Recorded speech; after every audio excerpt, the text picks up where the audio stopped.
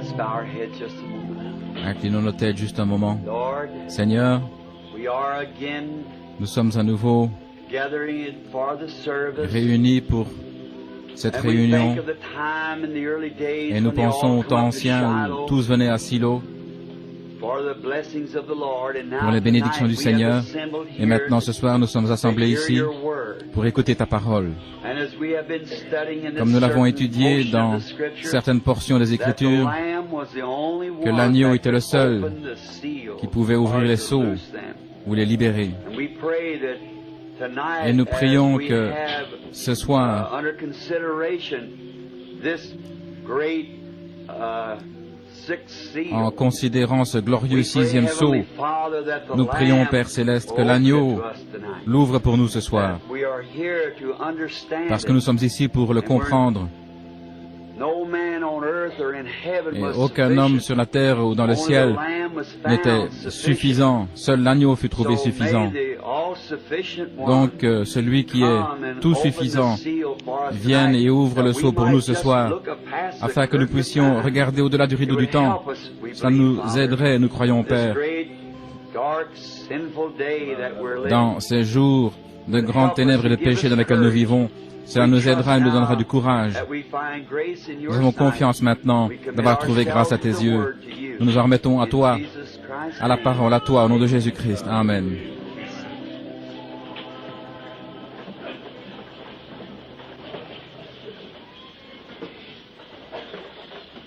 Evening, friends. It's Bonsoir, a les privilege amis. to be here again tonight. C'est un privilège d'être de nouveau ici ce soir, Be in the service of the Lord. I d'être au just service du Seigneur. a bit late. Je suis un peu en retard.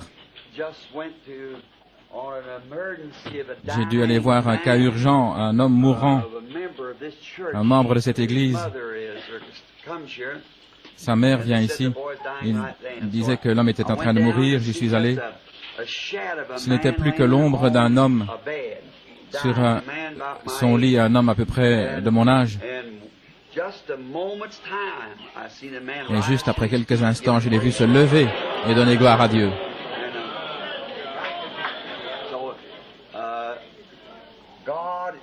Ainsi, Dieu, si nous voulons confesser nos péchés et faire ce qui est juste, demander la miséricorde et l'invoquer, Dieu veut et il attend de nous l'accorder.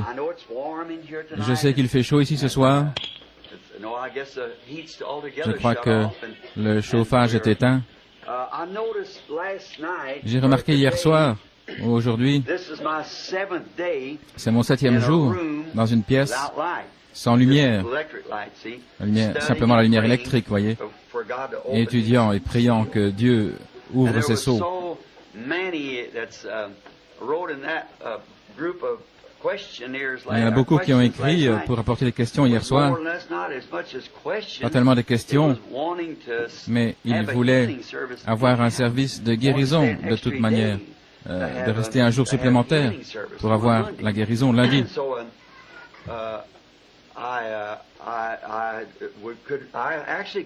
En fait, je pourrais le faire. Si c'est la volonté des gens que je le fasse, alors pensez-y et faites-le-moi savoir. Si vous voulez simplement rester et prier pour les malades, j'avais prévu ce temps qui soit consacré complètement pour les sceaux. C'est pour ça que je me suis tenu à l'écart. Ainsi, vous pouvez y penser, prier et me le faire savoir. Alors, si le Seigneur le veut, je pourrais.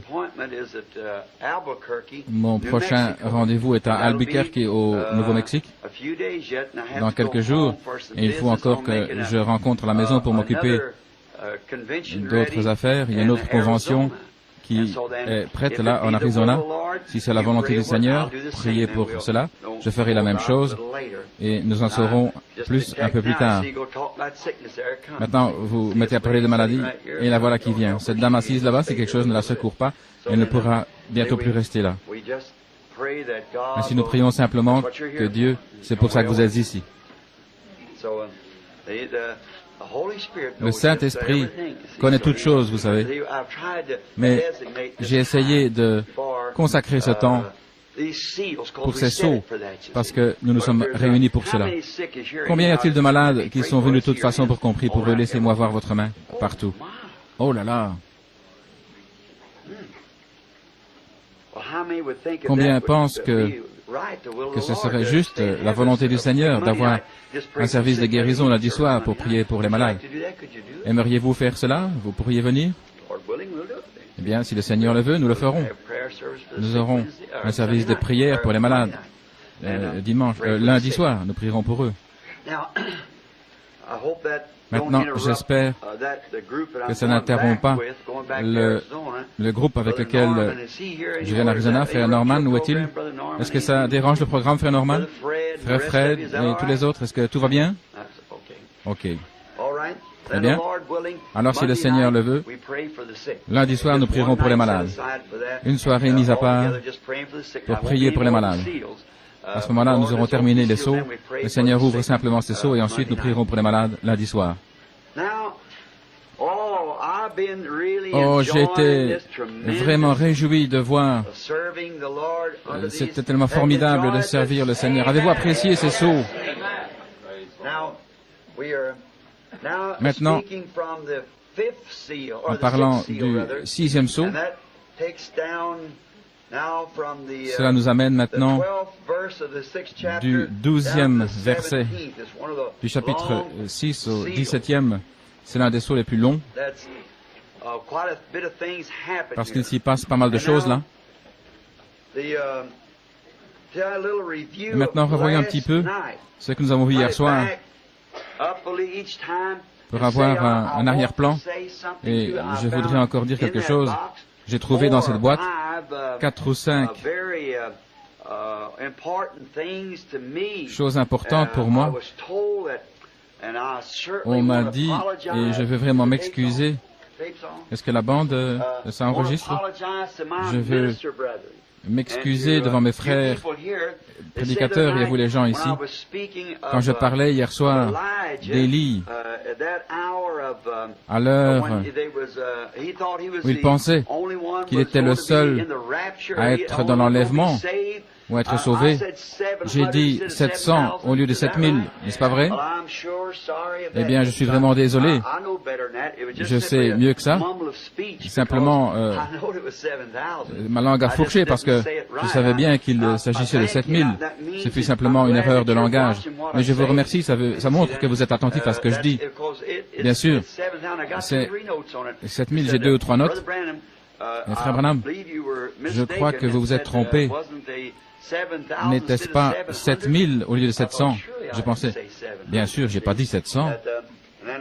Et alors, première chose, j'ai pris une autre note, frère Branham, je crois que vous avez dit 700. Et une personne dit, frère Branham, est-ce que c'est une vision spirituelle montrant un type? Mais cela énerve les gens, cela met vraiment au bord de leur chaise quand ils pensent à ces choses. C'est compréhensible, et moi aussi.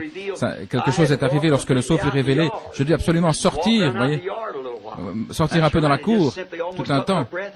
Ça m'avait complètement coupé le souffle. Vous voyez, quelle tension, oh là là. Et autre chose, c'est que vous vous reposez sur ce que je dis, et Dieu me rendra responsable de ce que je vous dis.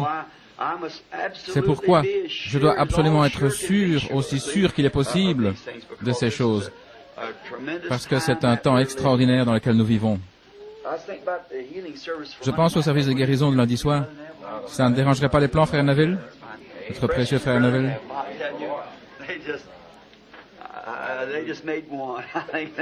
Il n'y en a qu'un. Il n'y en a qu'un comme lui. C'était vraiment un de mes meilleurs amis. C'est moi qui vous le dis. Maintenant, le tabernacle est construit avec les salles d'école du dimanche et tout le reste, et tout est en ordre ici. Et certains ici qui sont à Jeffersonville, qui veulent venir à l'église, vous avez un bel endroit pour venir maintenant, une salle pour l'école du dimanche avec des hommes compétents pour vous enseigner, et la classe des adultes ici, frère Neville, un vrai pasteur. Je ne dis pas ça pour lui jeter des fleurs, mais je préfère lui donner une petite rose maintenant qu'une couronne entière après son départ. Frère Neville, je le connais depuis mon enfance et il n'a pas changé. C'est toujours Orman Neville comme il a toujours été. Je me rappelle avoir visité.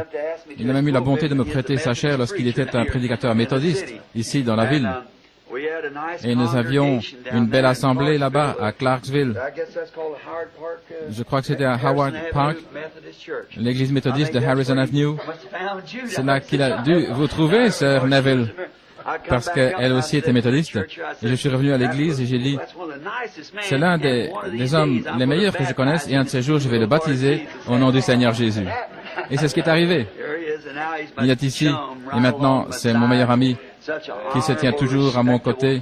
C'est un homme si honorable et respectable. Il s'est toujours tenu près de moi, aussi proche que possible.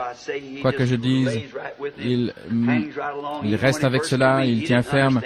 Et même lorsqu'il vint pour la première fois, qu'il ne comprenait pas encore le message, il le croyait, il s'y tenait. Et ça, c'est de l'honneur, c'est du respect. Un tel frère, je ne pourrais jamais dire assez en sa faveur, maintenant que le Seigneur le bénisse. Maintenant, une petite prévue de ce cinquième sceau hier soir. Nous ne retournerons pas jusqu'au début ce soir, mais seulement jusqu'au point nécessaire à la compréhension du cinquième sceau. Nous voyons maintenant que l'Antichrist chevauchait et pour se constituer en trois puissances qui se groupèrent en une quatrième pour monter le cheval de couleur pâle, pour entrer dans l'abîme sans fond de la perdition dont il était sorti. Et ensuite, nous voyons que les Écritures disent que lorsque l'ennemi viendra comme un fleuve, l'Esprit de Dieu élèvera un étendard contre lui. Et nous avons vu cela parfaitement confirmé dans la parole hier soir. Car il y avait 4 bêtes qui répondaient chaque fois que ce cavalier chevauchait. Et il chevauchait chaque fois un cheval différent, un cheval blanc, et puis un cheval rouge, et un cheval noir, et enfin un cheval pâle. Nous avons découvert ces couleurs, ce qu'elles étaient, ce qu'elles ont fait.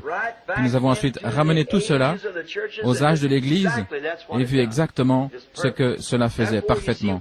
Ainsi, vous voyez, lorsque les différents passages de la parole de Dieu se rejoignent ensemble, ça signifie que c'est correct. Voyez. Je crois que tous ceux qui se connectent avec la parole de Dieu, c'est toujours Amen. Une personne dit qu'elle a une vision et elle sait que c'est le Seigneur qui l'a donnée parce qu'elle est venue avec une grande puissance. Eh bien, la vision peut être très bien, mais si elle n'est pas avec la parole et qu'elle est contraire à la parole, alors c'est pas juste. Il se pourrait que quelques frères ou sœurs mormons soient présents ou bien reçoivent ces bandes. Et je ne voudrais pas dire que si vous faisiez la connaissance des mormons, vous verriez que ce sont des gens très bien. Un très bon type de personnes et leur prophète Joseph Smith que les méthodistes ont tué ici en Illinois lors d'un déplacement. Cet homme bien et dans sa vision, je ne doute pas le moins du monde qu'il a eu cette vision, je crois qu'il était sincère, mais la vision qu'il a eue était contraire aux Écritures. Par conséquent, il leur fallait une Bible des Mormons pour arriver à son but. Vous voyez, pour moi, ça, c'est une erreur. Je vous le dis, c'est la parole. Un jour, un ministre est venu ici d'un pays étranger. Je l'avais vu, il voyageait en voiture avec une dame. Et ils sont venus à une réunion et j'ai découvert qu'ils avaient roulé pendant 2 ou 3 jours ensemble pour venir à cette réunion. Et la femme avait été mariée 3 ou 4 fois. Et ce ministre est venu dans le hall de l'hôtel où j'étais. Je lui ai serré la main. Et je me lui ai parlé, je lui ai demandé, quand vous avez un instant, pourrais-je vous parler un moment dans ma chambre? Il a dit, certainement, frère Branham. Je l'ai conduit à ma chambre, je lui ai dit, ce ministre, révérend monsieur, vous êtes un étranger dans ce pays, mais cette dame, elle a un fameux nom ici. J'ai dit, vous avez fait le trajet depuis tel endroit jusqu'ici? Il a dit, oui, monsieur. Et j'ai dit, ne craignez-vous pas que cela vous fera? Je ne doute pas de vous, mais ne pensez-vous pas que ça pourrait se refléter sur votre réputation en tant que ministre? Ne pensez-vous pas que vous devriez montrer un exemple un peu meilleur que cela? Il dit, oh, cette dame est une sainte. Je dis, je ne doute pas cela, frère, mais frère, il faut tenir compte du fait que tous ceux qui la regardent ne sont pas des saints. Ils observent ce que vous faites. Et je crois que vous devriez faire attention à cela. Je vous parle en tant que frère. Et j'ai dit, cette dame a été mariée 4 ou 5 fois.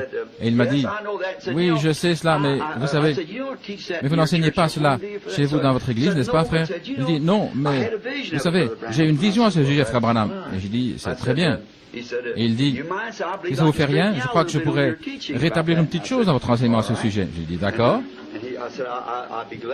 J'aimerais bien le savoir. Et il commença. Eh bien, cette vision, j'étais endormi. Il dit oui. J'ai vu alors que c'était un songe. Mon épouse vivait avec un autre homme et elle me trompait.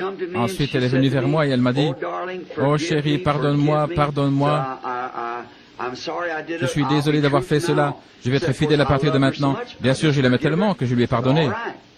Très bien. Et alors? Et vous savez quoi? J'ai eu l'interprétation de cette vision. C'était cette femme-là. Bien sûr, elle a été mariée toutes ces fois.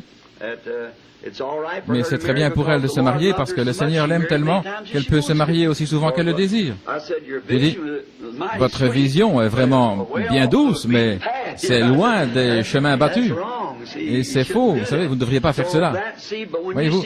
Mais quand vous voyez les Écritures s'accorder les unes les autres avec les Écritures, formant une constante continuité où elles se rassemblent, là où un passage s'arrête, un autre reprend ici et s'accorde, et ça dessine tout le tableau, c'est comme un puzzle. Vous trouvez la pièce qui s'adapte, rien d'autre ne peut s'y adapter, et finalement l'image apparaît. Et il n'y en a qu'un qui puisse faire cela, c'est l'agneau. C'est pourquoi nous regardons à lui.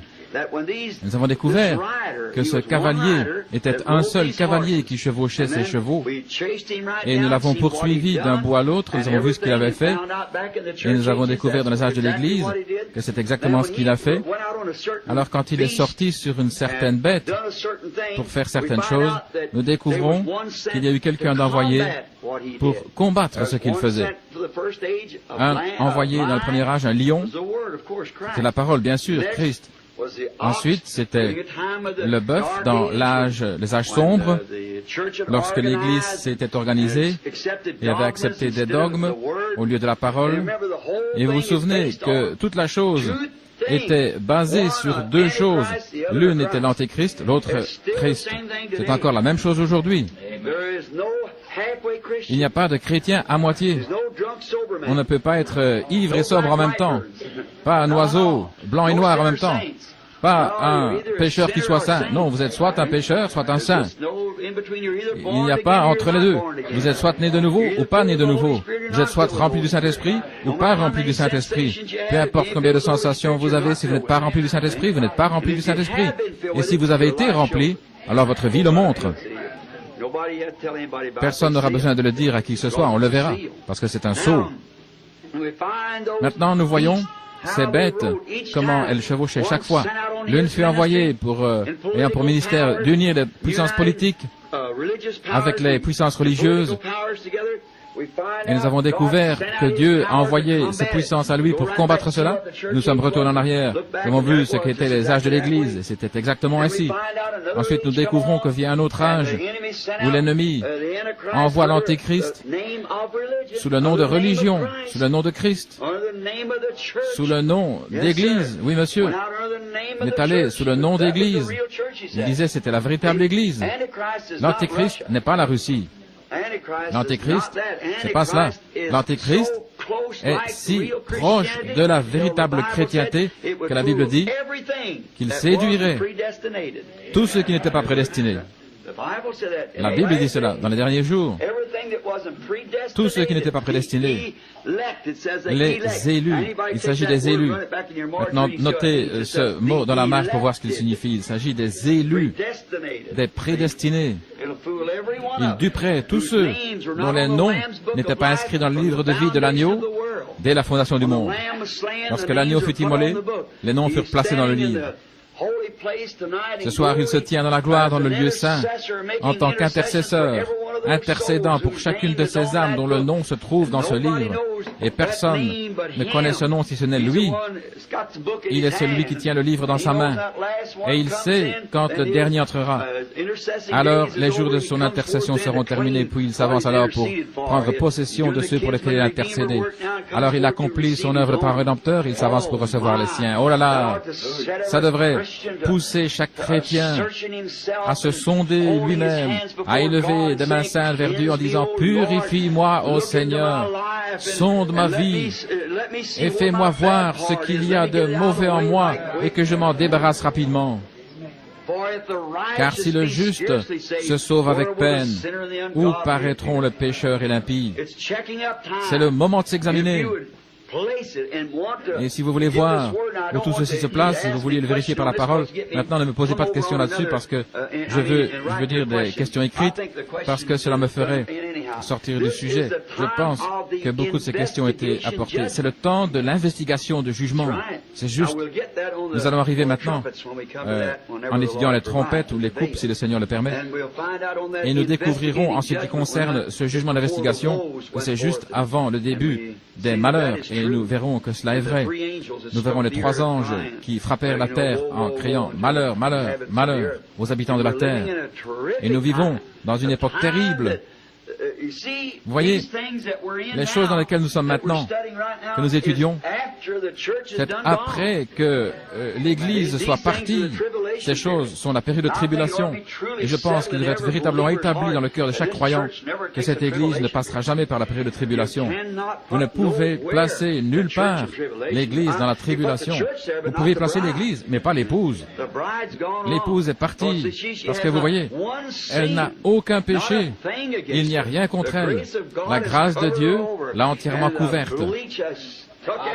L'agent blanchissant a ôté chaque péché et l'a rejeté si loin qu'il n'en reste même pas le souvenir. Il ne reste que la pureté. Elle est parfaite dans la présence de Dieu. Oh, cela devrait jeter l'épouse à genoux et la faire crier à Dieu. Je pense à une petite histoire que j'aimerais vous raconter si je ne prends pas trop de temps maintenant. Dans ces préliminaires, je fais ceci dans un but. J'attends de sentir la présence de l'Esprit pour commencer. C'est une chose sacrée. Qui connaît ces choses? Personne si ce n'est Dieu. Et elles ne sont pas censées être révélées. Je vais vous prouver par la Bible qu'elles ne seraient pas révélées avant ce jour. Exactement. On a deviné, mais maintenant nous sommes censés recevoir exactement la vérité confirmée. Remarquez, une petite fille dans l'Ouest qui était tombée amoureuse d'un homme qui était tombé amoureux d'elle. Il était marchand de bétail, travaillant pour la compagnie Armour. Un jour, le fils du patron de Chicago était venu là-bas et bien sûr, ça avait été l'occasion d'une fête folklorique de l'Ouest. Toutes les filles s'étaient parées de leurs plus beaux atours. Elles étaient toutes décidées à le conquérir parce que c'était le fils du patron. Ainsi, elles se sont vêtues de tous leurs vêtements typiques de l'Ouest. C'est ce qui se fait dans l'Ouest. Vers la fin d'une de ces fêtes folkloriques, le frère Maguire, je pense qu'il est ici maintenant, il s'est fait attraper en ville sans déguisement folklorique. Et on l'a jeté en prison. Et il dut paraître au tribunal de Kangaroo, où il fut condamné à une amende. Il devait aller s'acheter un équipement complet de l'Ouest. Je l'ai vu se promener dans la rue avec des pistolets longs comme ça jusqu'à la nature. Ils aiment revenir autant d'autrefois. Ils essayent de revenir dans les jours du passé. Voyez. Et dans le Kentucky, vous essayez de revivre les jours du passé de l'Est, de retrouver les jours de Renfrew Valley et les autres. Il y a quelque chose qui fait cela. Mais quand il s'agit de revenir à l'évangile originel, vous ne voulez pas cela. Vous voulez quelque chose de moderne. Pourquoi l'homme fait-il le mal? Qu'est-ce qui le fait boire et se conduire mal? Ou une femme se conduire mal? C'est parce qu'elle essaye. Il y a quelque chose en elle qui a soif. Il y a quelque chose en lui qui a soif. Et ils essaient d'étancher cette sainte soif avec les choses du monde. Alors que Dieu devrait être celui qui étanche. Il vous a fait de cette manière pour que vous ayez soif. C'est pourquoi vous avez soif de quelque chose. Dieu vous a fait ainsi afin que vous ayez cette soif vers lui. Mais si vous essayez d'étancher cette soif, comment osez-vous faire cela? Vous n'avez aucun droit de faire cela. D'essayer d'étancher cette sainte soif en vous, avoir soif de quelque chose. Et puis, vous la dirigez vers le monde pour essayer de la satisfaire avec le monde. Vous ne pouvez pas faire cela. Il n'y a qu'une seule chose qui puisse répondre à ce besoin, et c'est Dieu. Et il vous a fait ainsi. Ainsi, cette jeune fille, elle se mettait à prendre des manières de l'Ouest pour ce garçon. Chacune d'elles était sûre d'avoir ce garçon. Il y avait une petite cousine là dans le ranch, elle était une orpheline. Elle faisait simplement tout le travail pour les autres, qui avaient arrangé leurs ongles, savaient qu'ils ne pouvaient pas faire la vaisselle et tout le reste avec leurs mains à s'y préparer. Donc elle faisait vraiment tout le travail difficile. Et finalement, lorsque le garçon est arrivé, elles sortirent toutes en chariot à sa rencontre dans le style de l'Ouest, tirant du pistolet, faisant toutes ces choses, faisant la comédie. Et ce soir-là, il y a eu un grand bal avec des danses à l'ancienne mode, où tous les fermiers vinrent pour exécuter leurs danses. La première chose qui est arrivée, cela a continué, ce jubilé pendant 2 ou 3 jours. Un soir, alors que ce jeune homme sortait de l'endroit pour se reposer un peu et être débarrassé de ces jeunes filles pendant un moment, il regardait dans la direction de la ferme. Il aperçut une petite jeune fille vêtue de haillons qui portait un baquet à vaisselle plein d'eau. Elle venait de faire la vaisselle. Il pensa, je ne l'ai jamais vue auparavant. Je me demande d'où elle vient. Donc il s'arrangea pour contourner les places là-bas et venir à sa rencontre. Elle était pieds nus. Elle était vers l'enclos à chevaux, là, elle était pieds nus, elle s'est arrêtée, elle gardait la tête baissée, elle était très timide devant ce grand personnage. Elle n'était que la cousine de ces autres filles. Leur père était contremaître dans cette grande exploitation. Ainsi, elle continuait de garder les yeux baissés. Elle avait honte d'être nu-pied. Il lui demanda, « Comment t'appelles-tu » Elle lui dit, « Pourquoi n'êtes-vous pas là-bas avec les autres ?» Elle bafouillait en s'excusant. Et le lendemain soir, il la guetta de nouveau. Et il finit par s'asseoir sur la barrière de l'enclos pendant que tous les autres étaient en train de danser et de s'amuser. Et il l'observait. Et il lui dit, « Tu connais mon véritable but d'être ici ?» Il dit, « Non, monsieur, je ne sais pas. » Il dit, « Mon but, pourquoi je suis ici, c'est pour chercher une épouse. Et je trouve en vous un caractère qu'elles n'ont pas. » Je pensais à mon église. Et il a dit, « Veux-tu m'épouser ?» Elle a dit, « Moi? Moi? Je peux pas penser à une telle chose. Moi? » Vous comprenez, c'était le fils du grand patron. Il possédait toutes les compagnies et les fermes de la région. Il a dit, « Oui, je n'ai pas pu trouver une à Chicago. Je veux une véritable femme. Je veux une femme avec du caractère. Et les choses que je cherche, je les vois en toi. » Il a dit, « Veux-tu m'épouser? » Il a dit, cela la surprenait. Elle a dit oui. Il a dit, eh bien, il a dit qu'il reviendrait. Il a dit, prépare-toi. Dans 1 an, je reviendrai. Et je te prendrai. Je t'emmènerai loin d'ici. Tu ne devras plus travailler comme cela. Je t'emmènerai à Chicago. Et je te construirai là un foyer comme tu n'en as jamais vu. Elle a dit, je n'ai jamais eu de foyer, je suis orpheline. Il a dit, je vais te construire un foyer, un véritable. Et il a dit, je reviendrai. Elle garda cela dans son cœur toute l'année. Elle travailla tant qu'elle put afin d'économiser assez d'argent, $1 ou l'autre, qu'elle recevait par jour, pour s'acheter une robe de mariée.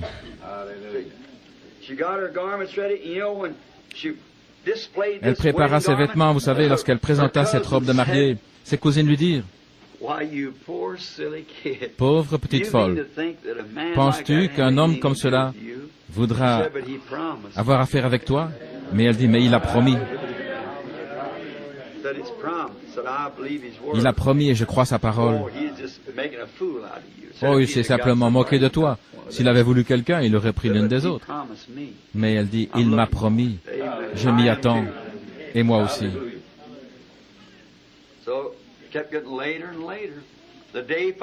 Les jours passèrent, le jour finalement arriva. Sa fiancée devait arriver à une certaine heure, alors elle a revêtu sa robe, elle n'avait même plus entendu parler de lui, mais elle savait qu'il serait là. C'est pourquoi elle s'est revêtue de ses vêtements de noces, elle s'est préparée. Alors ses compagnes riaient vraiment parce que le grand patron était allé voir le contremaître et aucune de ses filles n'avait entendu parler de rien. Ainsi tout ça était mystérieux. Et c'est bien comme cela, certainement. Mais cette jeune fille avait tout fondé sur la base de sa parole, disant qu'il reviendrait pour elle. Elle se moquait d'elle, se tenant par la taille et dansant autour de la pauvre fille en riant aux éclats et la traitant de pauvre petite folle. Mais elle était là, simplement, elle ne rougissait même pas, elle tenait son bouquet de fleurs, elle était prête, vêtue de sa robe de mariée. Son épouse s'est préparée. Elle tenait ses fleurs, elle attendait. Et ses compagnes disaient, « Maintenant nous t'avons bien dit que c'était pas vrai. Tu vois, il ne vient pas. » Elle dit, « Il reste encore 5 minutes, il sera là. » Elle ne faisait que rire, mais juste au moment où l'horloge eut égrené ces 5 minutes, on entendit le galop de plusieurs chevaux.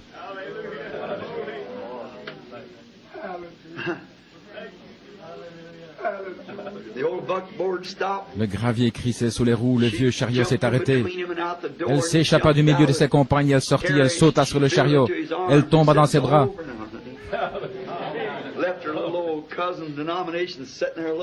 Il lui dit, ma chérie, c'est terminé maintenant. Elle quitta ses petites cousines, les dénominations, les laissant là, à la regarder. Je connais une autre grande promesse semblable à celle-là. Lorsque je m'en serai allé, je vous aurai préparé une place. Je reviendrai, je vous prendrai avec moi. Ils peuvent dire que nous sommes fous, mais mes frères, pour moi, en ce moment même, avec ces seaux qui se brisent, sous l'action surnaturelle, je peux presque entendre le bruit de l'horloge qui nous rapproche de l'éternité. Je peux presque voir cet ange se tenir là en disant, au temps du message du dernier messager, il n'y aura plus de temps, le 7e ange. Un de ces jours, cette épouse loyale s'envolera dans les bras de Jésus lorsqu'il la prendra pour la conduire dans la maison du Père. Pensons à ces choses maintenant, alors que nous continuons. Remarquez, le ministère du lion, la parole, le bœuf, le labeur, le sacrifice, la perspicacité des réformateurs et ensuite l'âge de l'aigle qui vient révéler et saisir ces choses et les montrer. Nous avons aussi vu hier soir le grand mystère qui s'est ouvert avec ce sceau qui était absolument contraire à ma compréhension précédente. Je présumais seulement que c'était juste. J'avais toujours pensé que ces âmes sous l'autel étaient les premiers martyrs chrétiens, mais nous avons découvert hier soir, lorsque Dieu brisa ce sceau pour nous, que c'est absolument impossible, ce n'était pas eux. Ils étaient loin de l'autre côté dans la gloire. Et nous avons découvert que c'étaient les Juifs qui viendraient dans le temps de l'appel des 144 000, ce que nous verrons ce soir et demain. Entre le 6e et le 7e sceau, les 144 000 sont appelés. Et nous avons découvert que c'étaient des martyrs qui avaient été tués, mais ils avaient une robe blanche et leur nom avait été trouvé dans le livre de vie de l'agneau, et il leur fut donné une robe blanche à chacun d'eux. Nous avons examiné cela, et je ne crois pas qu'il y ait rien dans le monde, à part ce groupe de Juifs qui est passé par une période de pré-tribulation. Pendant la dernière guerre, ils en vinrent à être haïs de tous. Et Eichmann en a tué des millions en Allemagne. Vous avez entendu parler du procès. Des millions d'innocents ont été massacrés. Des Juifs, simplement parce qu'ils étaient Juifs, sans aucune autre raison. La Bible dit qu'ils avaient été immolés à cause de la parole de Dieu et du témoignage qu'ils avaient rendu. Et nous avons découvert que l'épouse est la parole de Dieu et quel est le témoignage de Jésus-Christ. Mais les Juifs n'avaient aucun témoignage de Jésus-Christ. Et nous avons découvert que la Bible dit que tout Israël, l'Israël prédestiné, sera sauvé. Romains 11. Nous savons cela. Et nous avons vu ces âmes. Regardez maintenant comme c'est proche. Pourquoi cela ne pouvait-il être auparavant? Parce que ce n'était pas arrivé auparavant. Et maintenant vous pouvez les voir, voyez. Observez le glorieux Saint-Esprit, voyant ces choses arriver tout au long des âges et des temps. Et maintenant, c'est en train d'être révélé. Et vous regardez, vous voyez que c'est la vérité. Voilà où en sont les choses. C'était les martyrs dans la période de pré-tribulation d'Eichmann. Et ce n'est qu'un type des 144 000 martyrs qui entrent entre le 6e et le 7e sceau. Et dans ce 7e sceau, il n'y a qu'une chose, c'est tout. Dans le 7e sceau, le silence d'une demi-heure dans le ciel. Maintenant, seul Dieu peut révéler cela. Ce n'est même symbolisé nulle part. Nous verrons cela demain soir. Priez pour moi. Nous remarquons maintenant, alors que nous entrons dans le 6e sceau, que notre Père Céleste nous aide alors que nous nous mettons à ouvrir maintenant ce 6e sceau. Lisons le chapitre 6, à partir du verset 12. Et je vis lorsqu'il ouvrit le 6e sceau, il y eut un grand tremblement de terre, et le soleil devint noir comme un sac de poils, et la lune devint tout entière comme du sang, et les étoiles du ciel tombèrent sur la terre, comme un figuier, agité par un grand vent, jette loin ses figues tardives. Et le ciel se retira comme un livre qui s'enroule, et toute montagne et toute île furent transportés de leur place. Et les rois de la terre et les grands, et les riches, et les capitaines en chef, et les puissants, et tout esclave, tout homme libre, se cachèrent dans les cavernes et dans les rochers des montagnes. Vous remarquez ici, ces hommes puissants, vous voyez, qu'ont-ils fait? Ils ont reçu le vin de la colère à cause de la fornication de la prostituée. C'est exactement cette classe-là, vous voyez, qui a bu de son vin. Et ils disent aux montagnes et aux rochers, tombez sur nous et tenez-nous cachés de devant la face de celui qui est assis sur le trône et de la colère de l'agneau. Car le grand jour de sa colère est venu, et qui pourra subsister? Quelle introduction! Voyez-vous maintenant ces cavaliers, les bêtes et ceux qui répondaient aux bêtes ont cessé leur activité.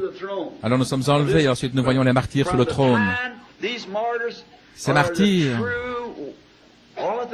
sont les vrais juifs orthodoxes qui sont morts dans la foi chrétienne, ou plutôt dans la foi religieuse, parce qu'ils ne pouvaient pas être des chrétiens. Rappelez-vous que Dieu les a aveuglés. Et ils resteront aveugles longtemps jusqu'au jour où l'Église des nations est enlevée. Parce que Dieu ne s'occupe pas de ces deux peuples à la fois, parce que c'est tout à fait contraire à sa parole. Rappelez-vous qu'il s'occupe d'Israël en tant que nation. Toujours. C'est la nation d'Israël. Il traite des nations en tant qu'individus. C'est un peuple pris parmi les nations, les gentils. Les nations devaient être faites à partir de tous les peuples du monde. C'est pourquoi ici ou là, un juif y entre au même titre que les Arabes, les Irlandais, les Indiens, et encore, ce sont tous les peuples du monde qui forment cette épouse, ce bouquet. La dernière partie des 70 semaines, quand il s'agit de s'occuper d'Israël, il s'occupe d'eux en tant que nation. Les nations sont terminées. L'heure arrive bientôt, et cela pourrait être cette nuit même, où Dieu se détournera tout à fait des nations. Exactement, il l'a dit. Et Jérusalem sera foulée aux pieds par les nations, jusqu'à ce que les temps des nations soient terminés. Les temps seront terminés. Oui, monsieur. Et alors, que celui qui est souillé demeure souillé, que celui qui est juste pratique encore la justice. Il n'y a plus du tout de sang sur le trône, dans le sanctuaire, sur l'autel. Il n'y a plus de sang sur l'autel, le sacrifice a été ôté. Il n'y a plus que de la fumée, des éclairs et le jugement là. C'est exactement ce que nous verrons se déverser ici ce soir. L'agneau a quitté son œuvre médiatrice. L'œuvre d'intercession est terminée là-haut, sur le trône. Le sacrifice, comme nous en avons donné parfaitement le type, le parent rédempteur, l'agneau sanglant qui s'est avancé comme un agneau immolé, qui a été tué, meurtri. Le parent rédempteur s'avance et prend le livre de sa main. C'est alors que le temps est terminé. Maintenant, il vient réclamer ceux qu'il a rachetés. Amen. Oh, ça me fait ressentir quelque chose à travers mon corps. Nous voyons maintenant que Jean, lorsqu'il ouvrit le 6e sceau, il se fit un grand tremblement de terre. Alors toute la nature fut interrompue. Dieu a fait de grandes choses, comme guérir les malades et ouvrir les yeux des aveugles. Il a fait de grandes choses. Mais nous voyons ici que la nature a été bouleversée. Oui, toute la nature. Regardez ce qui est arrivé. Il y a eu un tremblement de terre, le soleil devint noir, la lune ne donnait plus sa lumière, les étoiles secouées et qui tombent. Tout cela est arrivé juste au moment de l'ouverture de ce 6e sceau. C'est alors que cela arrive. Immédiatement après l'annonce faite à ces martyrs. Le temps des martyrs est terminé. Vous voyez que nous sommes proches de cette heure maintenant, ça pourrait arriver n'importe quand. Voyez-vous, parce que l'Église est presque prête à prendre son envol. Mais souvenez-vous que lorsque ces choses arriveront, l'épouse ne sera pas ici. Souvenez-vous simplement que l'épouse est partie. Elle n'aura pas à passer par aucune de ces choses. Ceci est un temps de tribulation, la purification de l'Église. C'est une épreuve qui est mise sur elle, par laquelle elle doit passer, pas l'épouse. Il ôte sa bien-aimée, il l'enlève de là, bien sûr, il l'a rachetée. Voyez-vous, c'est sa sélection, c'est son choix, comme n'importe quel homme qui prend son épouse. Maintenant, tremblement de terre, comparons les Écritures. Est-ce que vous avez un crayon et du papier? J'aimerais que vous fassiez quelque chose pour moi. Si vous voulez prendre des notes, écrivez-le, à moins que vous ne receviez les bandes. Et j'aimerais que vous lisiez avec moi, comme vous le faites d'habitude. Comparons les Écritures avec ce grand événement, afin de bien voir ce grand secret au mystère qui était sous le 6e sceau du livre de la rédemption. Maintenant, souvenez-vous, ce sont des mystères cachés. Et le 6e sceau est un seul grand livre. Il y avait 6 livres roulés ensemble, et en se déroulant, dévoile le livre de la rédemption. Tout entier, c'est ainsi que toute la terre a été rachetée. C'est la raison pour laquelle Jean pleurait, parce que personne ne pouvait ouvrir. Si personne ne pouvait ouvrir le livre, toute la création était perdue. Elle serait simplement retournée aux atomes, aux molécules, à la lumière cosmique. Il n'y aurait plus eu de création, personne, rien. Parce qu'Adam avait perdu les droits à ce livre. Il les a abandonnés quand il a écouté sa femme. Et elle a écouté les raisonnements de Satan plutôt que la parole de Dieu. Il a abandonné. Mais le livre ne pouvait revenir dans les mains sales de Satan, qui fit sortir Ève du droit chemin en la séduisant. C'est pourquoi il est retourné à son propriétaire originel. Mais comme n'importe quel titre de propriété, il retourna à son propriétaire originel, et c'était Dieu, le Créateur. C'est lui qui l'avait fait. Et il le détient. Et il y a un prix. C'est la rédemption. Il y avait un prix à payer pour la rédemption, et personne ne pouvait le faire.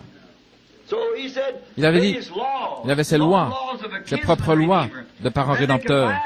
Mais on n'avait pu trouver personne. Tout homme est né par le sexe, à la suite d'un désir sexuel. Tout homme était là dans le péché originel avec Satan et Ève. C'est pourquoi il ne pouvait pas le faire.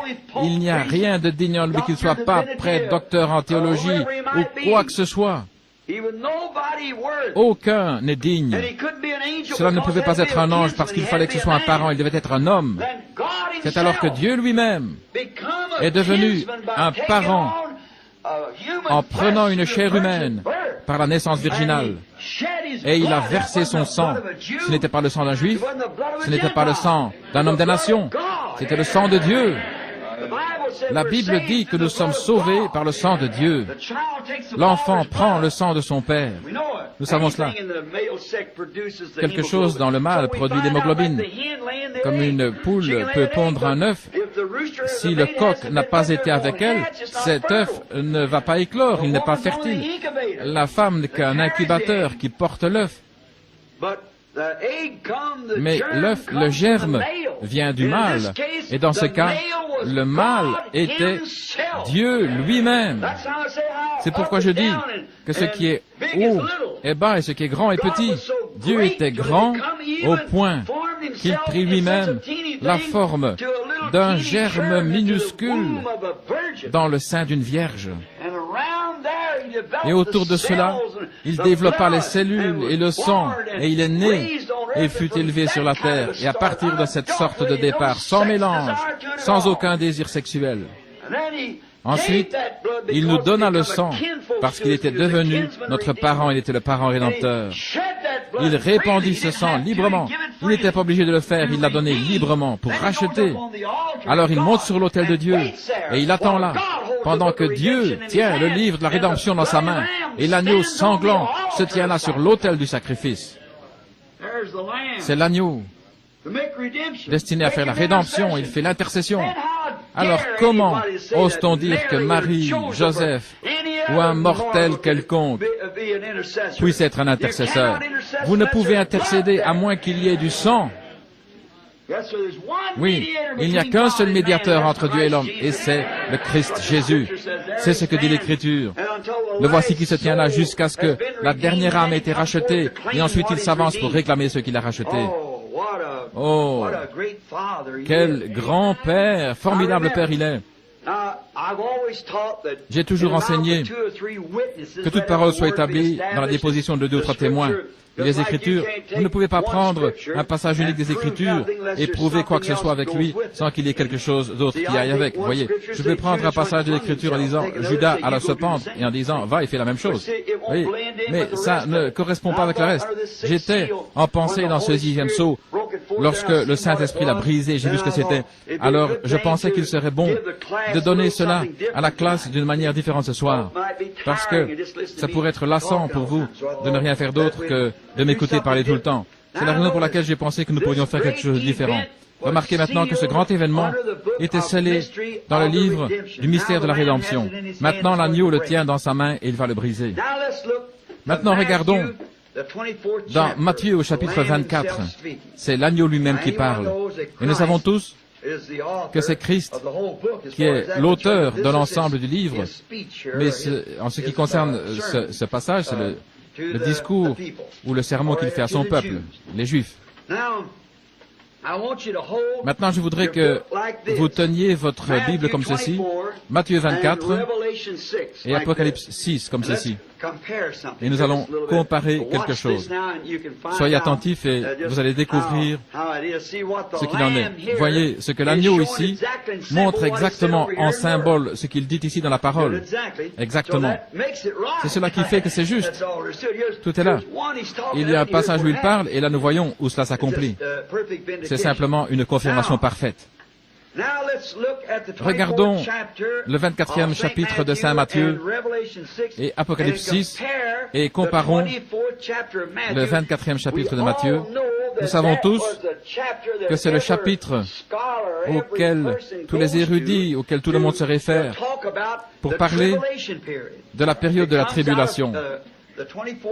Cela ressort du chapitre 24 de Matthieu. Nous savons que si c'est ainsi, que le 6e sceau est le sceau du jugement. C'est le sceau du jugement, exactement ce qu'il est. Maintenant, je pense que nous avons vu la chevauchée de l'Antéchrist et que l'Église monte maintenant que c'est terminé. Ensuite, nous voyons les Juifs martyrs, là sous l'autel. Maintenant, voici le jugement qui éclate sur les gens qui sont sortis du jugement de cette tribulation. C'est de là que viennent les 144 000 Juifs rachetés. Je vais vous prouver que ce sont des Juifs et pas des gens des nations. Ils n'ont rien à faire avec l'épouse. Nous avons vu que l'épouse est partie. Vous ne pouvez placer ça nulle part. Elle ne réapparaît plus jusqu'au 19e chapitre des Actes. Remarquez donc que le 6e sceau est le sceau du jugement de la parole. Commençons à lire maintenant Saint Matthieu, le 24e chapitre. Je voulais seulement vous donner quelque chose à chercher avec moi. Saint Matthieu, de 1 à 3. Nous allons lire là premièrement. Et Jésus sortit et s'en alla du temple. Et ses disciples s'approchèrent de lui pour lui montrer les bâtiments du temple. Et il leur dit, « Ne voyez-vous pas toutes ces choses? En vérité, je vous le dis, il ne sera point laissé ici, pierre sur pierre, qui ne soit jeté à bas. » Et au 3e verset, « Comme il était assis sur la montagne des Oliviers, les disciples vinrent à lui en privé, lui disant, « Dis-nous, quand ces choses auront lieu, et quel sera le signe de ta venue et de la fin du monde ?» Arrêtons-nous là. Ces 3 versets se passent en réalité le mardi après-midi, le 4 avril de l'an 30 de notre ère. Les 2 premiers versets se passèrent l'après-midi du 4 avril de l'année 30. Mais le 3e verset se place le mardi soir du même jour. Ils allèrent au temple et lui demandèrent ces choses. Qu'en est-il de ceci? Qu'en est-il de cela? Regarde ce grand temple, n'est-ce pas merveilleux? Et il dit, ne restera pas pierre sur pierre. Ensuite, il monta sur la montagne et s'assit là. C'était l'après-midi. Et c'est alors qu'ils lui demandèrent, nous aimerions savoir certaines choses. Maintenant, remarquez. 3 questions furent posées par les Juifs, ses disciples. 3 questions furent posées. Premièrement, quand ces choses auront-elles lieu, quand il ne restera pas une pierre sur pierre? Quel sera le signe de ta venue? 2e question. Et la fin du monde. Voyez? Ces 3 questions. Et c'est là que beaucoup d'hommes font leur faute.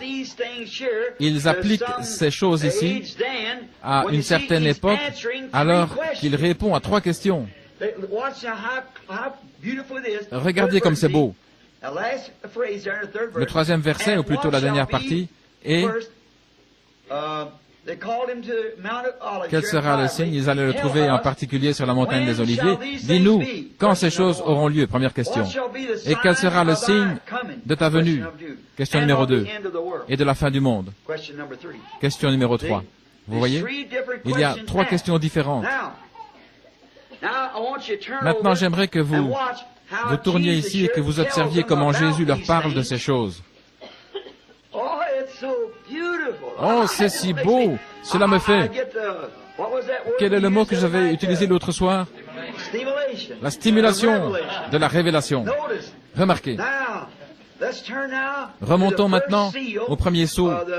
Le sceau de ce livre et comparons ce premier sceau avec la première question. Et chaque question, faisons la comparaison d'un bout à l'autre et voyons si ces choses ne marchent pas main dans la main, comme nous l'avons vu en ouvrant les âges de l'Église, et où cela s'est passé exactement de la même manière.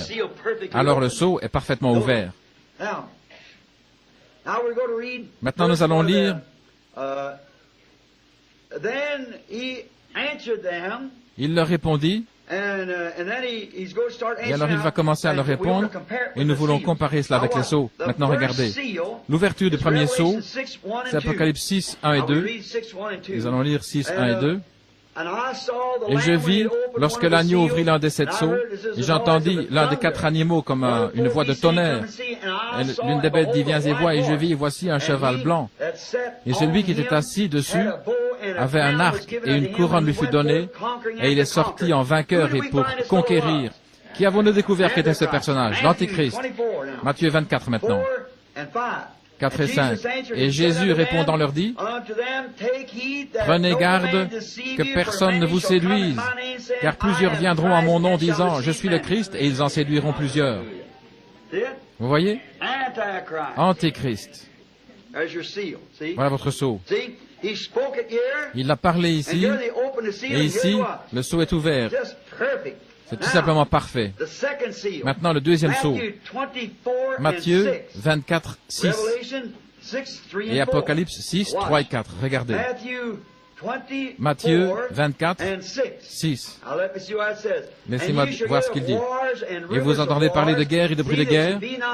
Prenez garde que vous ne soyez troublés, car il faut que tout arrive, mais la fin n'est pas encore. Très bien. Prenons le deuxième sceau, Apocalypse 6, 3 et 2, observons ce qu'il dit. Et lorsqu'il ouvrit le second sceau, j'entendis le second animal disant, viens et vois. Et il sortit un autre cheval, roux, et il fut donné à celui qui était assis dessus d'ôter la paix de la terre et de faire qu'ils s'égorgeassent l'un l'autre, et il lui fut donné une grande épée. Parfaitement. Exactement. Oh, j'aime faire répondre l'Écriture à elle-même. C'est le Saint-Esprit qui a tout écrit, et il est capable de le révéler. Remarquons le troisième sceau. Maintenant, c'est la famine. Matthieu 24, 7 et 8. Prenons 7 et 8. Car nation s'élèvera contre nation et royaume contre royaume, et il y aura des famines et des pestes, des tremblements de terre en divers lieux, mais toutes ces choses sont un commencement de douleur. Tout cela arrive maintenant. Maintenant, Apocalypse. Comment nous allons ouvrir le troisième sceau qui se trouve dans Apocalypse 6, 5 et 6. Et lorsqu'il ouvrit le troisième sceau, j'entendis le troisième animal disant, viens et vois. Et je vis et voici un cheval noir. Et celui qui était assis dessus, ayant une balance dans la main. Et j'entendis une voix au milieu des 4 animaux disant, une mesure de froment pour un denier, et 3 mesures d'orge pour un denier, et ne nuis pas à l'huile et au vin. La famine, vous voyez, c'est exactement le même sceau. C'est la même chose que Jésus a dite. Bien. Le quatrième sceau, la peste et la mort. Remarquez. Matthieu 24, où nous lirons le verset 8, 7 et 8, je crois qu'il s'agit de ce quatrième sceau. Qu'est-ce que je viens de lire ici? Est-ce que j'ai lu quelque chose de faux? Oui, je l'avais marqué. Oui, nous y voilà maintenant. Maintenant, commençons ici au verset 7, qui parle de ce quatrième sceau, et les versets 6 et 7 et 8 de l'Apocalypse. Voyons 7 et 8 dans Matthieu 24. Très bien. Car nation s'élèvera contre nation et royaume contre royaume, et il y aura des famines et des pestes, des tremblements de terre en divers lieux, mais toutes ces choses sont un commencement de douleur. Maintenant, le quatrième sceau, nous lisons ici. 7 et 8, et lorsqu'il ouvrit le quatrième sceau, et j'entendis la voix du quatrième animal disant, viens et vois, et voici un cheval pâle. Attendez un moment, je crois que j'ai fait une erreur. Juste une minute. 7 et 8. Matthieu 24, 7 et 8. C'est la troisième ouverture, n'est-ce pas? Matthieu 24, 7 et 8. Je suis désolé. Cela ouvre la pluie ou la famine. Ça ouvre la famine, très bien. Il y a les pestes et la mort. Oui, monsieur. Maintenant, nous y arrivons. Vers 7 et 8, c'est le quatrième sceau. Voyons où se trouve le quatrième sceau. Et lorsqu'il ouvrit le quatrième sceau, oui, c'est le cavalier au cheval pâle, la mort, voyez-vous. Et je vis et voici un cheval pâle. Et le nom de celui qui était assis dessus, c'est la mort. Et le Hadès suivait avec lui, il lui fut donné pouvoir sur le quart de la terre pour tuer avec l'épée, et par la famine et par la mort, et par les bêtes sauvages de la terre. Vous voyez maintenant, c'était la mort. Maintenant, le cinquième sceau, Matthieu 24, 9, 13. Voyons si je ne me suis pas de nouveau trompé. Et alors, ils vous livreront pour être affligés, et ils vous feront mourir. Vous dites, voilà, et vous serez haïs de toutes les nations à cause de mon nom. Et alors, plusieurs seront scandalisés, et se livreront l'un l'autre, et se haïront l'un l'autre, et plusieurs faux prophètes s'élèveront, et en séduiront plusieurs. Et parce que l'iniquité abondera, l'amour de plusieurs sera refroidi, mais celui qui persévérera jusqu'à la fin sera sauvé. Maintenant, nous sommes dans le cinquième sceau. C'était hier soir, voyez-vous. Ils vous livreront, ils se trahiront les uns les autres, et ainsi de suite. Maintenant, regardez ici ce cinquième sceau. Apocalypse 6, de 9 à 11. Prenons cela dans Apocalypse 6, de 9 à 11. Et lorsqu'il ouvrit le cinquième sceau, je vis sous l'autel les âmes de ceux qui avaient été égorgés pour la parole de Dieu et pour le témoignage qu'ils avaient rendu. Et ils criaient à voix haute, disant, « Jusqu'à quand, Seigneur, saint et véritable, ne juges-tu pas et ne venges-tu pas notre sang sur ceux qui habitent sur la terre ?» Et il leur fut donné à chacun une robe blanche, et il leur fut dit qu'ils se reposent encore une petite saison jusqu'à ce que leurs compagnons d'esclavage et leurs frères soient mis à mort, comme eux, que cela soit accompli. Nous voyons sous le cinquième sceau, nous trouvons ici des martyrs. Et dans Matthieu 24, de 9 à 13, nous trouvons aussi des martyrs. Alors ils vous livreront pour être affligés.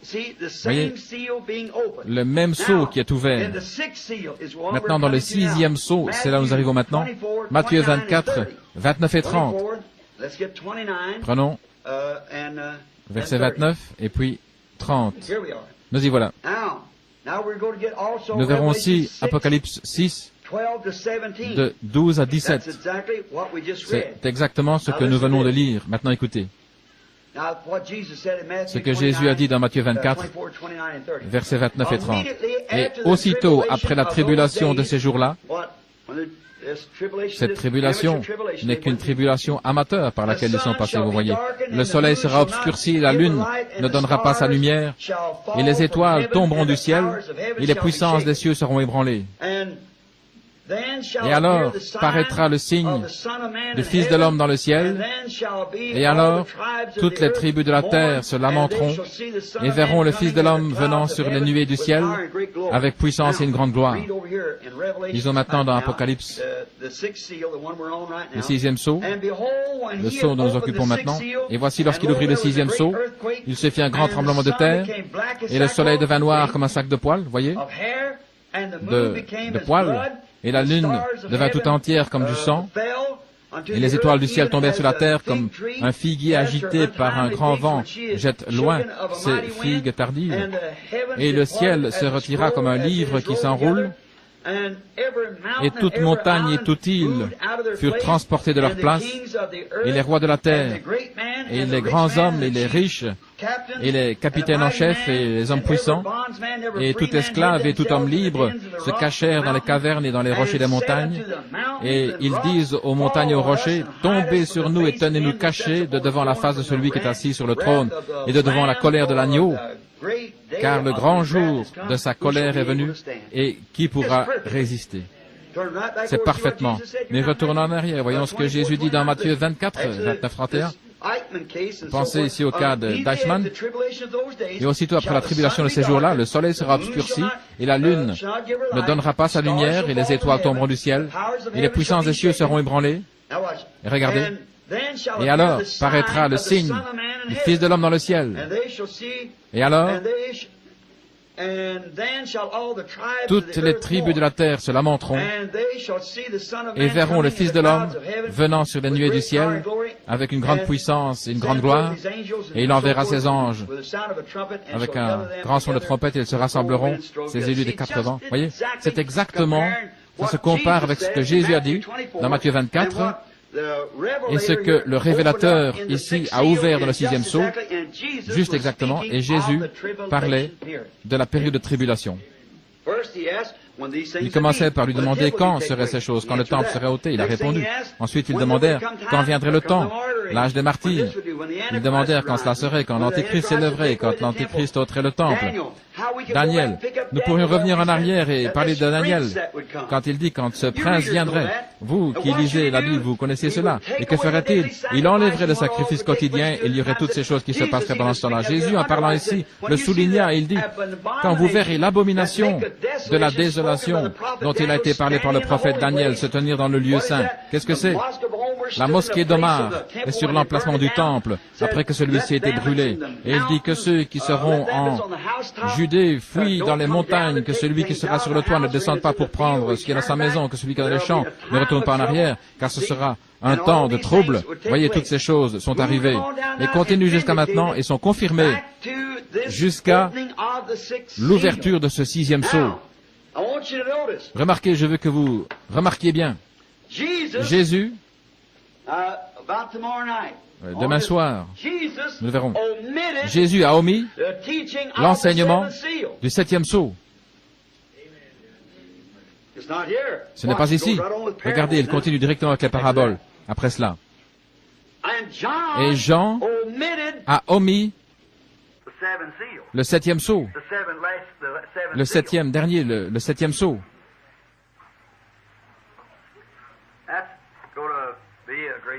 Ce sera une grande chose. Ce n'est même pas écrit. Ils ont omis le 7e sceau, tous les deux. Et le révélateur, Jean a dit, il se fit simplement le silence dans le ciel. Et Jésus n'en a pas dit un mot. Remarquez, retournons à notre 12e verset. C'est à ce 12e verset que nous commençons à voir ce sceau s'ouvrir. Aucune bête, une créature vivante, pas plus que dans le 5e sceau. Pourquoi? Ceci arrive de l'autre côté de l'âge de l'Évangile, dans la période de tribulation. Le 6e sceau, c'est la période de tribulation. C'est ce qui s'y passe. L'épouse est partie. Voyez? Il n'y a plus d'êtres vivants, de créatures vivantes, personne qui puisse dire. Maintenant, Dieu ne s'occupe plus de l'Église, il est parti. Il s'occupe d'Israël. C'est l'autre côté. C'est quand Israël reçoit le message du royaume par les deux prophètes d'Apocalypse 11. Souvenez-vous, Israël est une nation. La nation au service de Dieu. Et lorsqu'Israël est amené, ce sera une affaire nationale.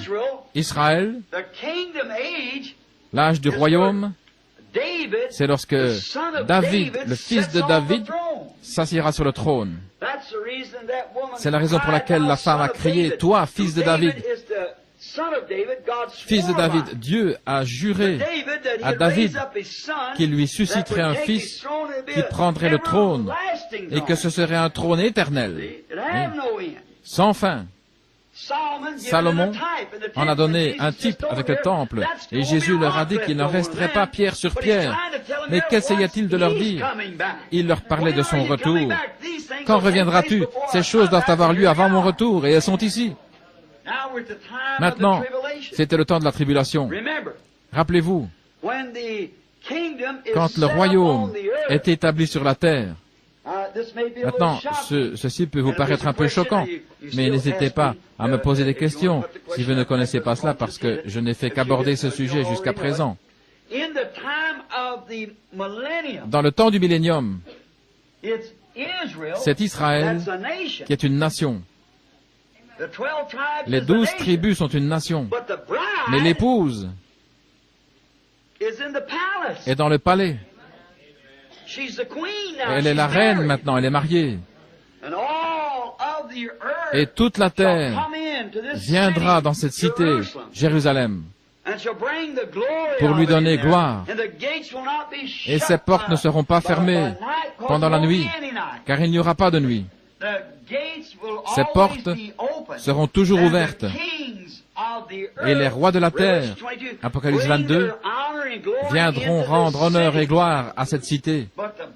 Mais l'épouse est là-dedans, avec l'agneau. Oh là là! Pouvez-vous voir cela? Là-dedans, l'épouse, elle, ne sortira pas pour travailler dans la vigne. Non, monsieur, elle est l'épouse.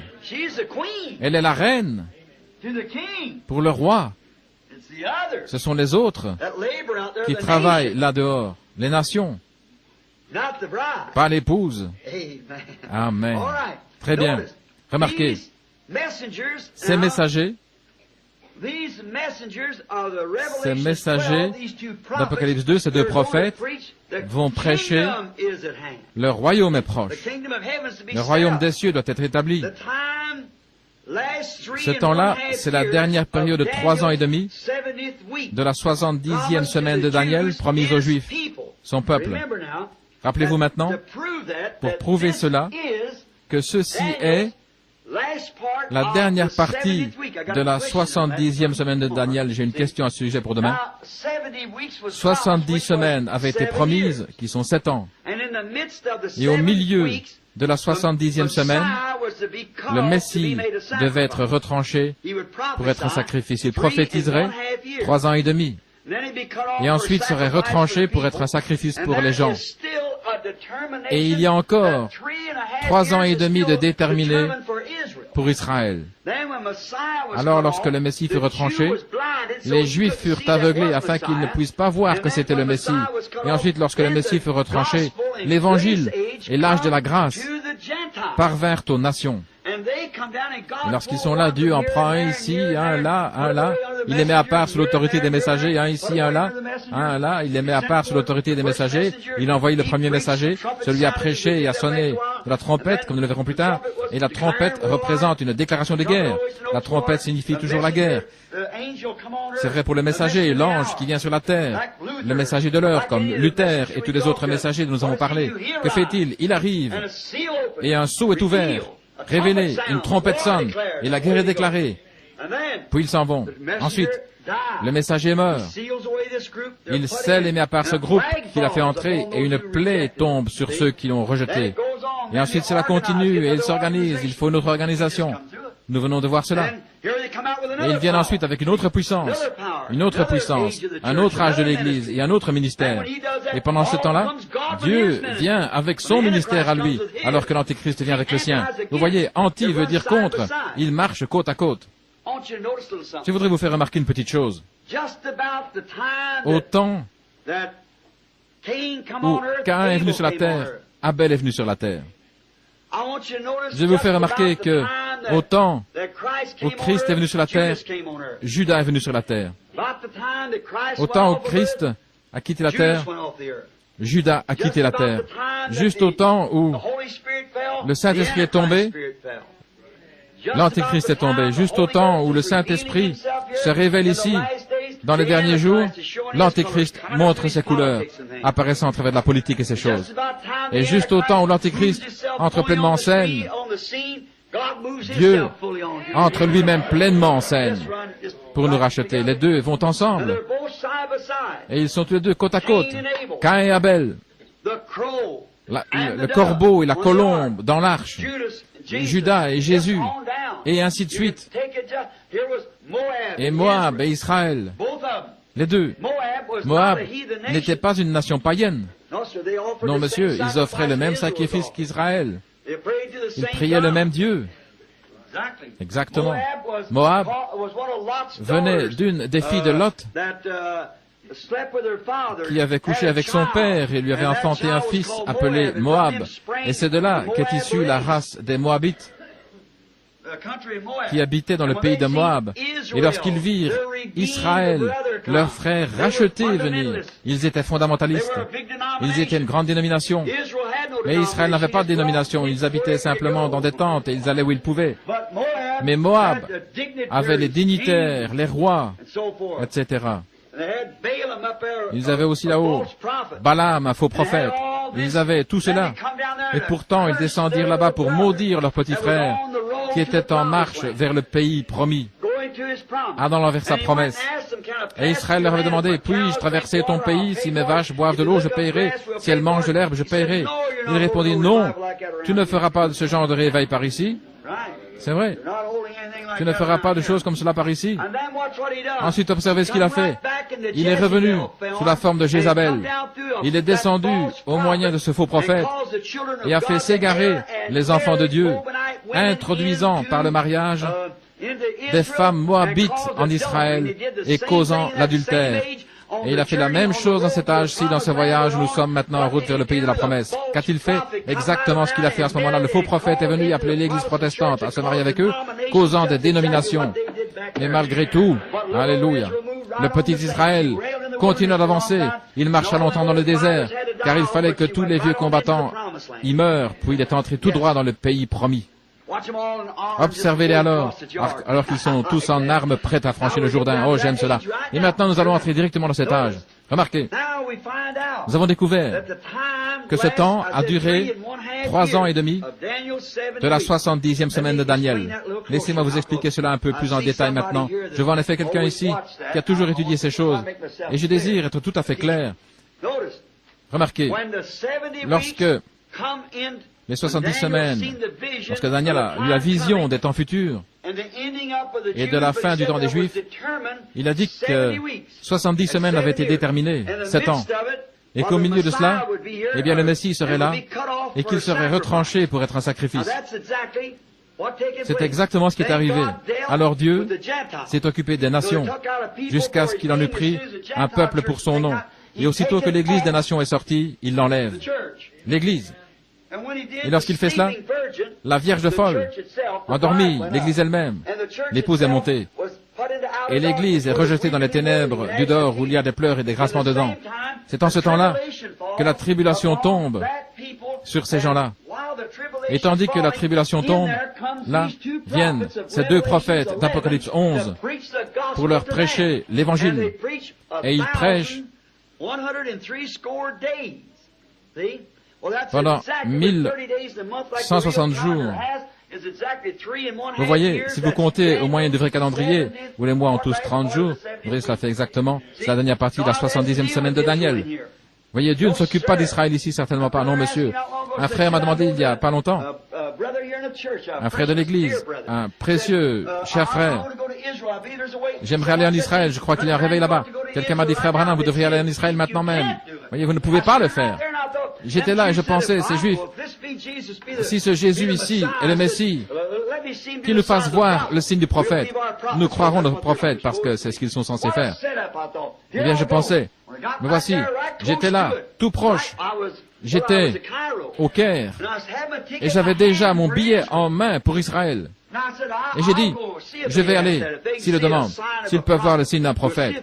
Nous verrons s'ils acceptent Christ. Louis Petrus de l'église de Stockholm leur a envoyé 1 million de Bibles. Et ces Juifs rentrant au pays, vous avez vu les images, je les ai sur le film qui s'intitule Minuit à minuit moins 3. Et ces Juifs viennent de partout dans le monde et commencent à se rassembler là-bas. Après que l'Angleterre est allée là au temps du général Allenby en Israël vers la fin de la Première Guerre mondiale, je crois que ça se trouve là dans le 2e volume, les Turcs se sont rendus, ils restituèrent son pays à Israël qui s'est développé et est devenu une nation. Et maintenant, c'est une nation parfaite, ayant sa propre monnaie, son drapeau, son armée et tout le reste. Et ces Juifs rentrèrent dans leur pays, dans leur patrie. La première chose, quand ils allèrent en Iran, et là pour les chercher, ils dirent qu'ils désiraient les ramener en Israël, dans leur pays, la Palestine, où ils étaient censés être. Et rappelez-vous, aussi longtemps qu'Israël est hors de ce pays, elle est hors de la volonté de Dieu, comme Abraham, à qui il avait été donné. Ils ne voulaient pas monter dans l'avion, car ils n'avaient jamais vu quelque chose comme cela. Mais un vieux rabbin est sorti et leur a dit, notre prophète nous a dit que lorsqu'Israël rentrerait au pays, ce serait sur les ailes de l'aigle. Tous montèrent dans l'avion et s'envolèrent vers leur pays. Ils y sont maintenant travaillant à la restauration du figuier. L'ancienne étoile de David à 6 branches flotte de nouveau. Le jour des nations sont comptés, ces jours encombrés d'horreur. La période de la tribulation est proche, à la porte, elle est ici même. Les sceaux sont ouverts, l'Église est prête à prendre son envol dans les airs. Alors Dieu descend et retire les $144 000. Amen. Oh, c'est parfait. Vous voyez comment les sceaux font ressortir ces choses? Comment c'est ouvert? Maintenant, cette dernière période de 3 ans et demi pour le peuple, vous remarquez que c'est pendant ce temps-là que Dieu appellera ces 144 000 Juifs pendant ces derniers 3 ans et demi. Voyez, il ne s'est pas encore occupé d'eux, pas du tout. Ils n'ont pas encore eu de prophète. Ils ne croiront rien d'autre qu'un prophète. Vous ne pouvez pas les tromper. Ainsi, ils n'écouteront qu'un prophète. Et c'est tout. Dieu leur avait dit au commencement, et ils s'y sont tenus. Il a dit, le Seigneur votre Dieu suscitera parmi vous un prophète comme moi. Moïse a dit cela. Il a dit, vous l'écouterez, et celui qui n'écoutera pas ce prophète sera retranché du peuple. C'est vrai. Et vous voyez, leurs yeux devaient être aveuglés, autrement ils l'auraient reconnu. Mais ayant été aveuglés, Satan a pu les atteindre, et ils dirent, c'est un diseur de bonne aventure, Belzébul. Que son sang soit sur nous, nous savons qu'il n'y a rien en lui. Vous voyez, et le pauvre peuple fut aveuglé. C'est la raison pour laquelle il y a eu tous ces massacres faits par Eichmann et son groupe. Ils avaient le droit d'entrer, mais leur propre père dut aveugler leurs yeux afin de pouvoir nous prendre, nous. C'est une des choses les plus pathétiques dans les Écritures. Pensez simplement à cela. Les Juifs réclamant le sang de leur propre père, leur propre Dieu suspendu là, ensanglanté. Là, ils le crucifièrent. Ce que dit la Bible. Ces 4 mots sont parmi les plus glorieux. Là, Jérusalem, là, la ville la plus sainte. Il, le peuple le plus saint du monde, l'ont crucifié. La mort la plus brutale. Lui, la personne la plus importante du monde. Pourquoi? La plus grande religion du monde, la seule vraie religion du monde se tenait là, crucifiant le Dieu même dont leur Bible disait qu'il viendrait. Pourquoi ne l'ont-ils pas vu? La Bible nous dit que Dieu les a aveuglés afin qu'ils ne puissent pas le voir. Qui de vous peut m'accuser de péché? En d'autres termes, si je n'ai pas fait exactement ce qui avait été prédit de moi, alors dites-le-moi. Le péché, c'est l'incrédulité. Il fit exactement ce que Dieu lui avait ordonné, mais ils ne purent le voir. Quand vous parlez aux gens, c'est comme verser de l'eau sur les plumes d'un canard. Voyez-vous ce que je veux dire? C'est pitoyable. Quand vous voyez cette nation et ce que font les gens, si empesés et religieux, mais le Saint-Esprit ne nous dit-il pas qu'ils seront rebelles, hautains, aimant le plaisir plus que Dieu, traîtres, accusant faussement, incontinents et méprisant ceux qui sont bons. Ils ont la forme de la piété, mais renient la puissance de l'Évangile. Il a dit, détournez-vous de tels gens. Nous avons ici ces dénominations qui tordent les choses. Ils enlèvent toute la gloire et la puissance, les attribuant uniquement au temps des apôtres, et ils mettent le reste dans le millénium. C'est comme ces hommes dont j'ai parlé auparavant. Un homme donne toujours la louange à Dieu pour ce qu'il a fait. Ils se réjouissent de ce qu'il va faire, mais ils ignorent ce qu'il est en train de faire maintenant même. C'est exactement cela. L'homme est toujours le même. Il y avait là ces Juifs qui criaient « Gloire à Dieu » au chapitre 6 de Saint Jean. « Nos pères ont mangé la manne dans le désert. » Jésus leur répondit « Ils sont tous morts. » Dans le désert, ils burent l'eau du rocher, mais ensuite il dit « Je suis le rocher. » Il dit encore « Je suis le pain de vie qui vient de Dieu, descendu du ciel, l'arbre de vie dont on n'avait pas mangé là-bas. Si un homme mange de ce pain, il ne mourra pas. Je le ressusciterai au dernier jour. » C'est vrai, ils ne pouvaient pas le voir. C'était le Messie même qui se tenait là, exprimant les paroles mêmes de leur cœur et toutes sortes de choses, montrant qu'il était le Messie et que le Messie devait accomplir. Mais eux restaient là, les mains derrière le dos, disant « Non, c'est pas possible. Oh non, il n'est pas venu selon les idées reçues, voyez. Il est venu de Bethléem. Ce n'est rien qu'un enfant illégitime. C'est le diable qui agit en lui. Nous savons qu'il est fou. Il a un démon. Leurs yeux étaient aveuglés. Pourtant, ils attendent le prophète. Et ils vont le recevoir. Et ils en recevront 2. Remarquez à nouveau. Lorsque ces Juifs, je vais vous donner un autre petit symbole afin que vous réalisiez bien qu'il s'agit des Juifs maintenant, que nous sommes de l'autre côté de l'enlèvement. Regardez ce qui se passe.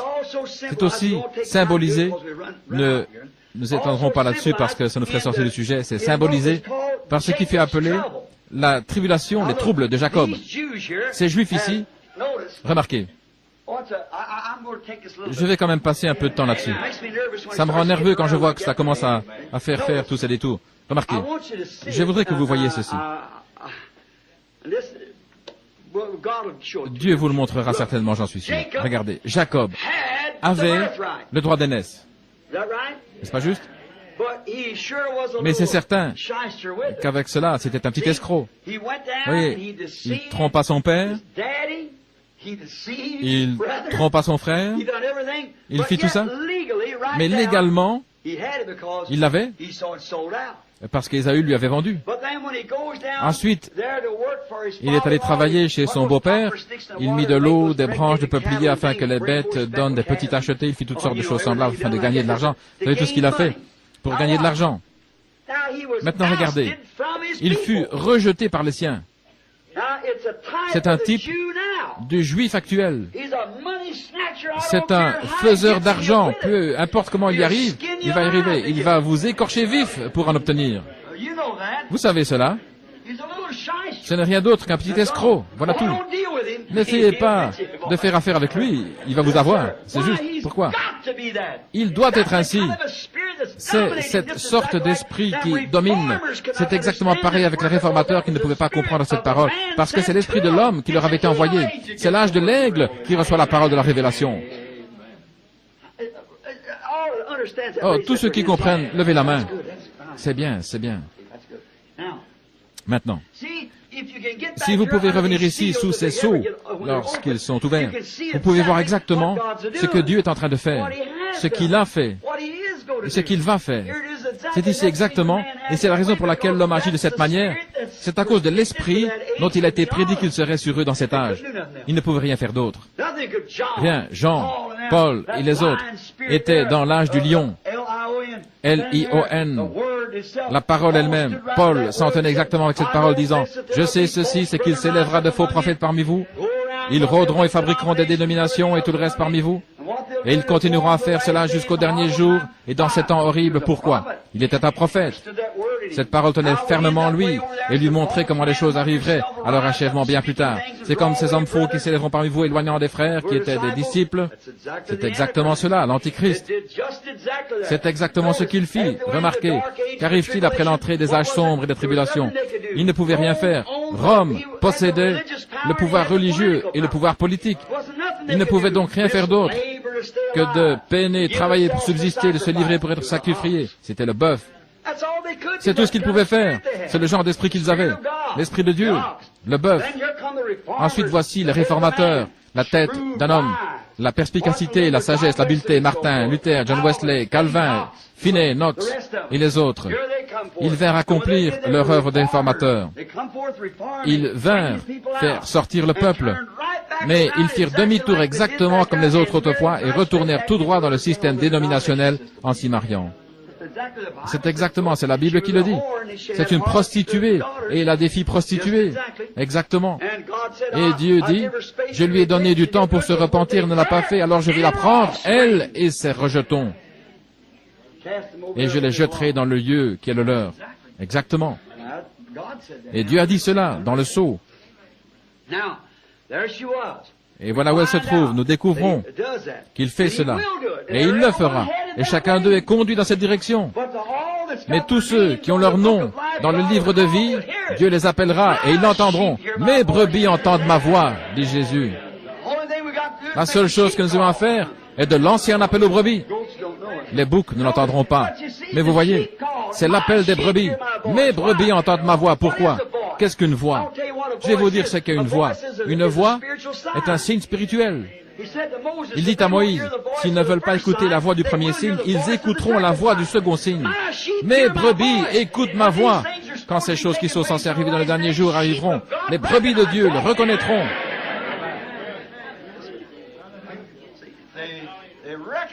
Elles le reconnaîtront.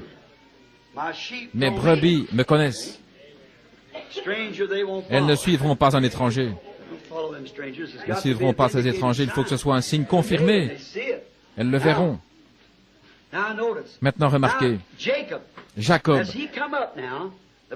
où aspirait-il à retourner?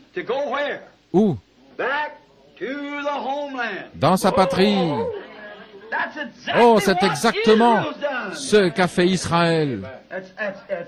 C'est Israël. Jacob est Israël. Seul son nom a été changé. Vous savez? Il alla là-bas et il prit tout l'argent qu'il avait, qu'il put obtenir, par tous les moyens, par sa parenté ou n'importe qui d'autre, ainsi qu'il ait pu l'obtenir par la tromperie, le vol, le mensonge, n'importe comment. Il l'obtint, vous voyez? C'est ce qu'il a fait.